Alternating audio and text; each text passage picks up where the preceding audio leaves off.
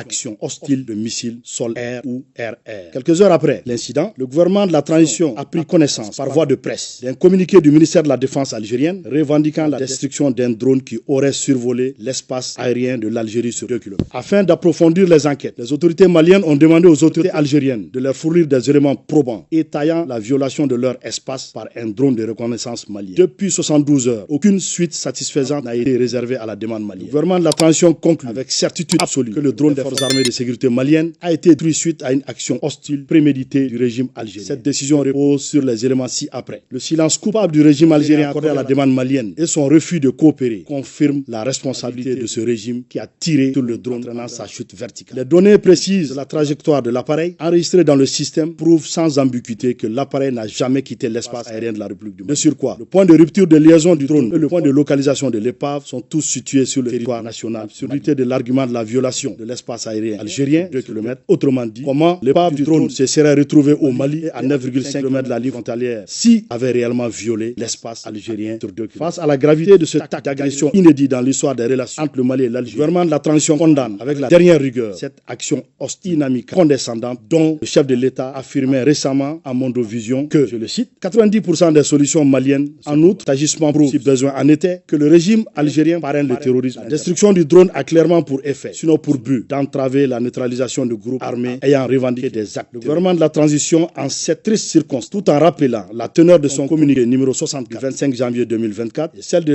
l'allocution du Mali lors de la 79e session de l'Assemblée générale des Nations unies, condamne l'attitude du régime algérien qui, en plus de servir de base arrière aux groupes terroristes, s'engage aujourd'hui dans la lutte armée pour perpétrer des agressions contre un État voisin en vue de protéger. En conséquence, en réponse à cette énième provocation du régime algérien, le gouvernement de la transition décide de 1. Convoquer l'ambassadeur algérien pour protester contre l'hostilité du régime algérien. 2. Se retirer avec effet immédiat du comité d'état-major conjoint CEMOC. 3. Porter plainte devant des instances internationales contre le régime algérien. Aussi, le gouvernement de la transition fait remarquer que cette agression flagrante du régime algérien contre le Mali est en contradiction avec la participation effective de la République du Mali à la guerre pour l'indépendance de l'Algérie, Front de libération nationale FLN. Enfin, demande au régime algérien de terrorisme cesser d'être une menace à la paix et à la régionale, puis d'adopter responsable visant à promouvoir. Le gouvernement de la transition réitère à la population malienne que rien n'entamera la détermination des forces de défense et de sécurité maliennes sous le leadership de son excellence le général d'armée Assimi Goïta, président de la transition chef de l'État, à poursuivre et à atteindre le noble objectif d'éradiquer le terrorisme. Suivant cette volonté, dans les heures qui ont suivi l'agression du régime algérien contre le drone malien, d'importantes cibles terroristes ont été frappées avec succès à Tinzaouatène et ailleurs sur le territoire malien. Ces opérations vont continuer et pourront s'intensifier selon l'évolution. Que Dieu bénisse, préserve les Maliens.